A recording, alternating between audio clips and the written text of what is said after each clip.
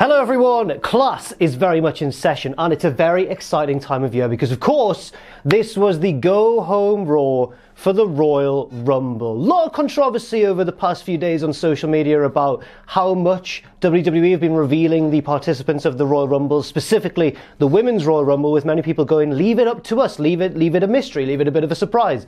And either that was never the plan or they realised and rectified it because they were revealing people that we kind of know are going to be, like I wasn't personally too shocked when we learned that Charlotte Flair, for example, was going to be in the Rumble. But regardless of all that, was this week's Monday Night Raw a good one or a bad one? There's only one way to find out, and that is by giving each segment a lovely grade. I'm Jack from cultaholic.com, and this is Monday Night Raw Graded.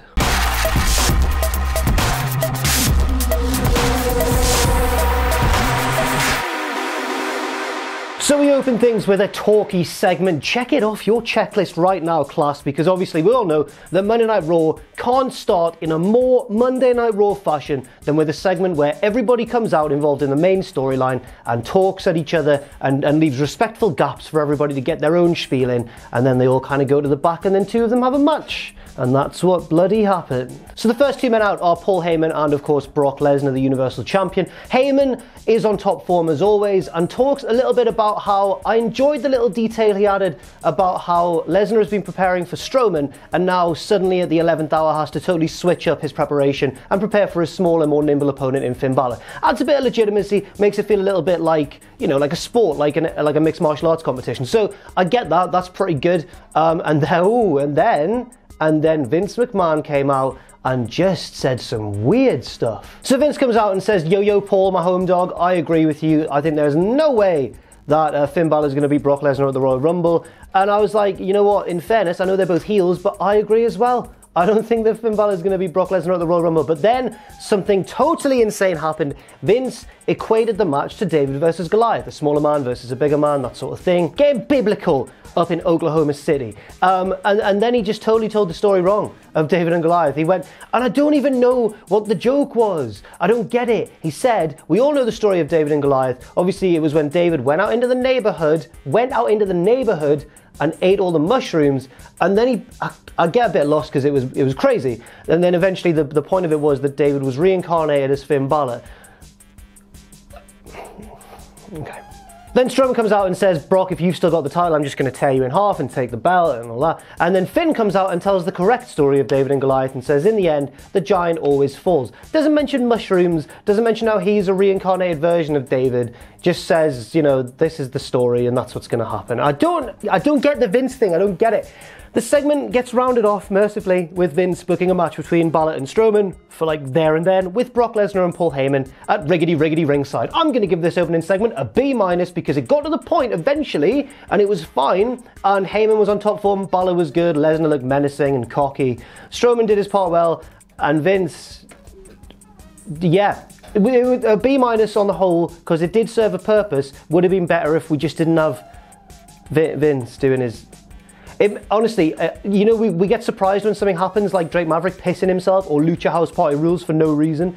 And then you remember, no, this is the guy with the final say in charge of, you know, the product. So maybe we shouldn't be surprised. So we get Bálor versus Strowman immediately as the first match of the night. Strowman gets the better of the opening stages, but then when Bálor starts making his comeback, it's all very exciting and stuff. There's also little details like Strowman being distracted by the presence of Lesnar on the outside, and at one point he throws Finn Bálor over the top rope, Lesnar catches him, and then hits a big, you know, belly-to-belly suplex, or overhead belly-to-belly suplex. And the ref just goes, that's fine, I'm alright with that, let's just carry on the match.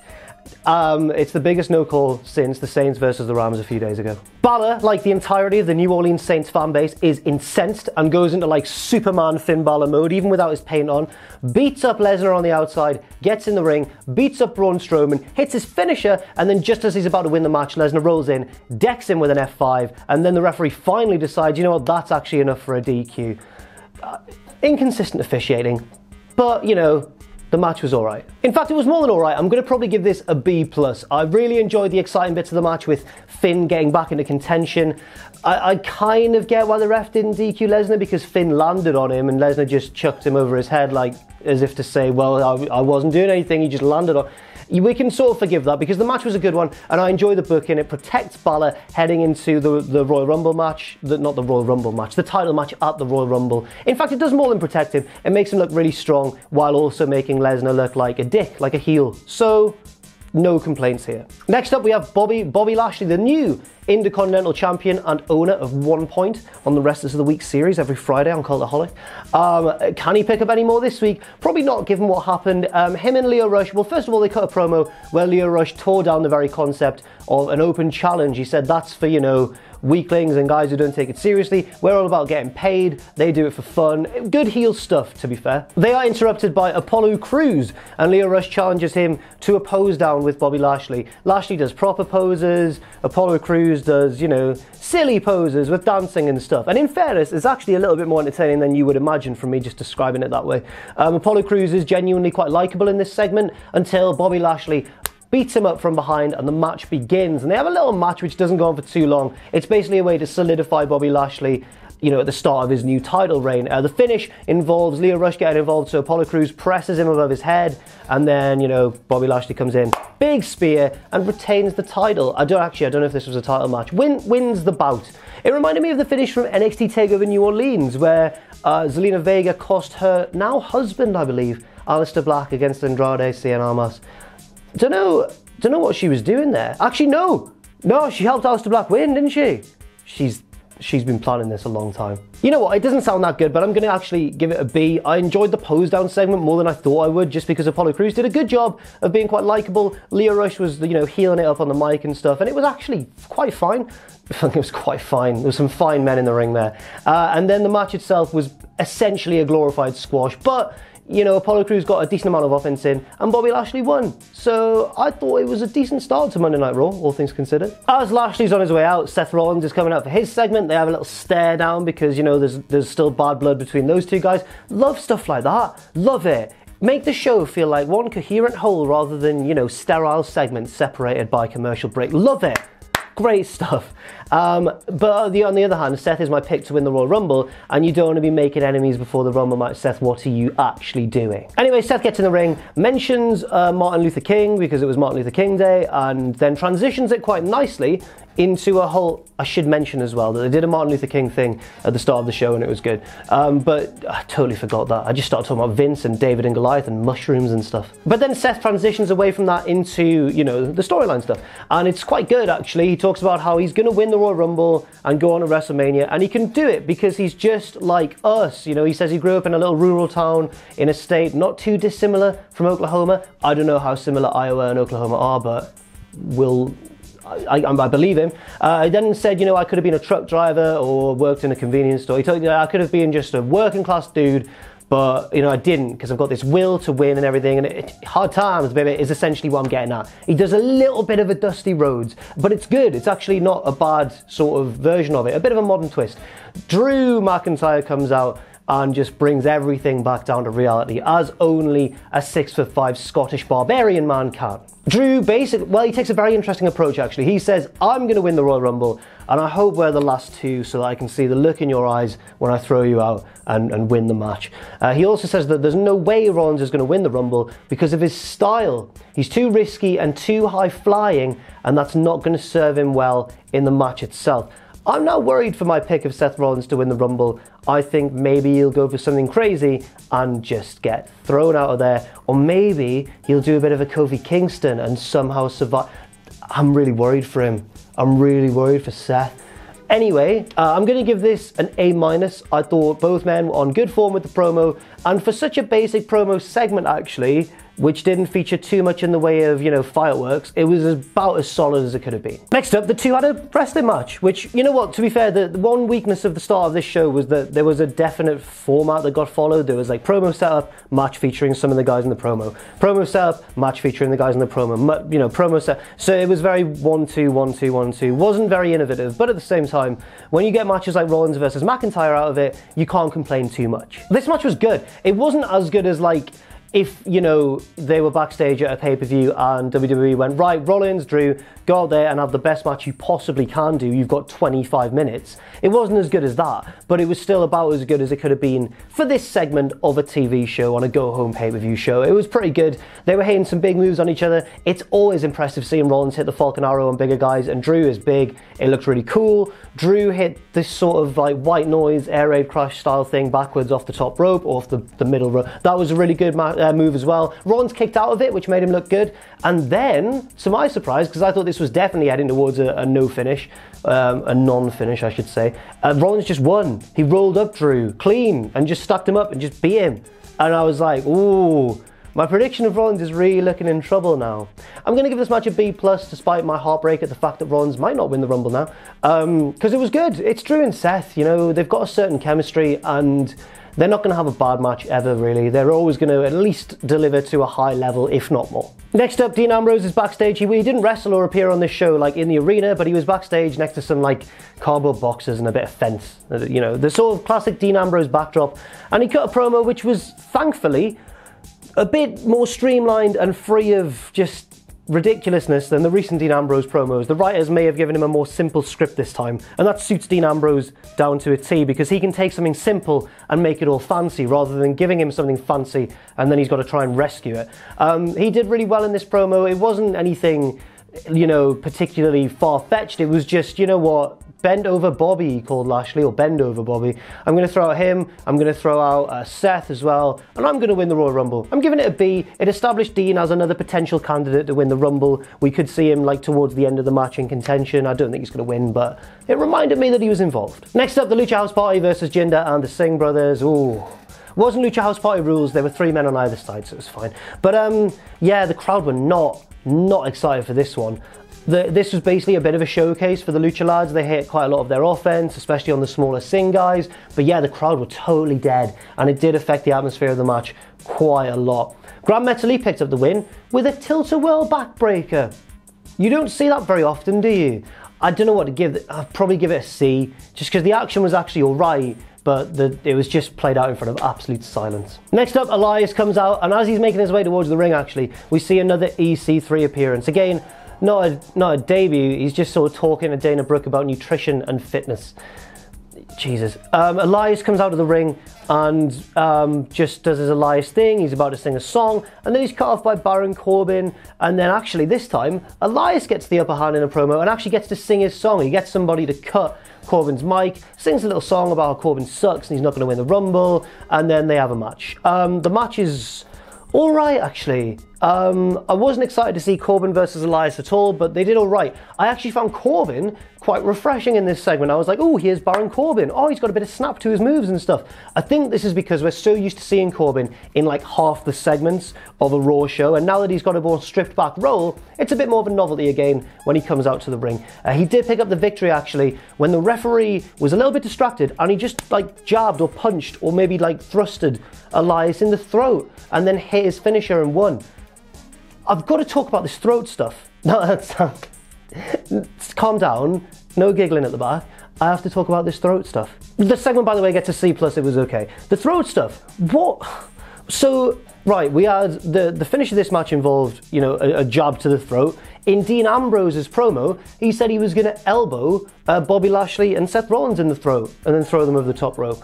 All this throat stuff, I'm thinking, is because if you've been on Twitter any time in the past week, you'll have seen Becky Lynch's gif that went a little bit viral of her just punching Peyton Royce in the throat before their match, or during their match. Punching Peyton Royce in the throat. Are the wrestlers really like, Becky's over and she punched her in the throat? I'm going to punch someone in the throat and that'll make me more over as well. Next up, a moment of bliss with Alexa bloody Bliss. She comes out and she's on top of the ramp because that's where her segment takes place. Miz TV gets to be in the ring. All the other ones get to be in the ring. She's on the top of the ramp. It's fine. She shows a video package about the Women's Royal Rumble and who's going to be in it. I don't know why they're so obsessed with reminding us who's going to be in it this year. You know, they've not revealed all the entrants, which is good because there's some room for surprise, but they're really obsessed with it. So she's over the top of this video package going, oh, Ember Moon's going to be in the Rumble, Charlotte Flair, and all this sort of stuff. And then she gets cut off. I've got my notes with me, forgive me, but she gets interrupted by a lot of people. So Nia Jax is her guest. She barely gets one question out to Nia before Ember Moon cuts them off to a big pop. Then Alicia Fox comes out, the beautiful Alicia Fox. Then Mickie James, Alexa's former buddy, according to Michael Cole. When did they, I might be forgetting this, but I don't remember them formally like sort of breaking apart. Then the Riot Squad and Nikki Cross, and then everyone's just arguing, and then Alexa stands on her chair and goes, everyone shut up. Like, honestly, this is a moment of bliss, and if this turns into a brawl, I'm going to be right annoyed with Alia's leg. She went Geordie at the end. Everyone has a brawl to the back. Looks a little bit contrived. They all start punching each other, and you think if this was a mass brawl, they'd go in all directions, but they all handily funnel themselves to the back, leaving Alexa out there to announce to a huge pop that she's going to be in the Women's Royal Rumble. Great stuff to see Alexa back in action, of course. And then she's cut off by Lacey Evans. Lacey cuts a very short promo and basically says, oh, everyone else in this Rumble are nasty, classless little girls. Loving her heel character. She says, don't worry, a woman of class is going to win this Royal Rumble. And it's me, Lacey Evans. And then Alexa looks annoyed because she's interrupted her. And the crowd cheer for Alexa. Is this the beginning of an Alexa Bliss babyface turn, especially with Michael Cole saying, oh, there's Mickie James, her former friend? Are they positioning Alexa now as a good guy? And also, despite her being one of the most natural heels in wrestling, is it actually going to work as well? I am only going to give this segment a B- just because it felt like an excuse to remind us of the whole women's division without having that much women's wrestling on the show. They just chucked them all in, and it was okay. The brawl to the back was a little bit silly, but I enjoyed Lacey Evans' debut, and I'm intrigued by this positioning of Alexa as a sympathetic figure. Next up, Heavy Machinery squashed the Ascension.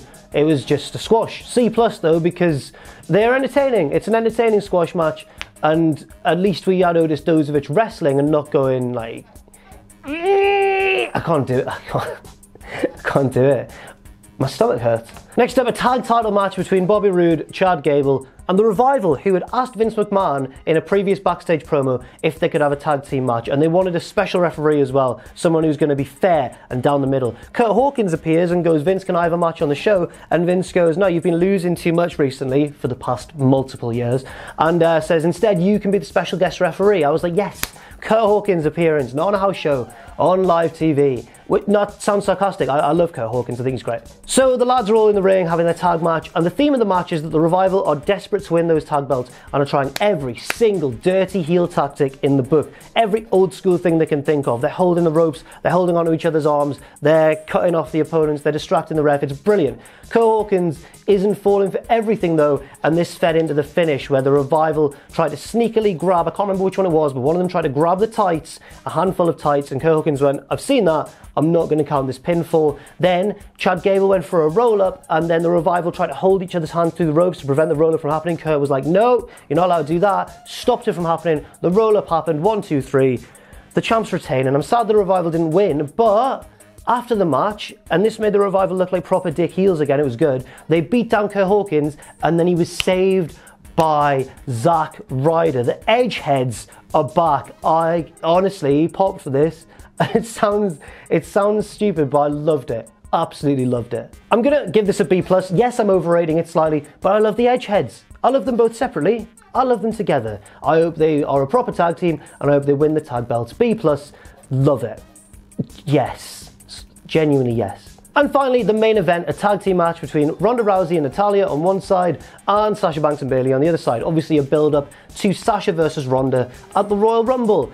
Now, Ronda cut a promo before this match backstage in sort of, not in Gorilla, but like near the entrance.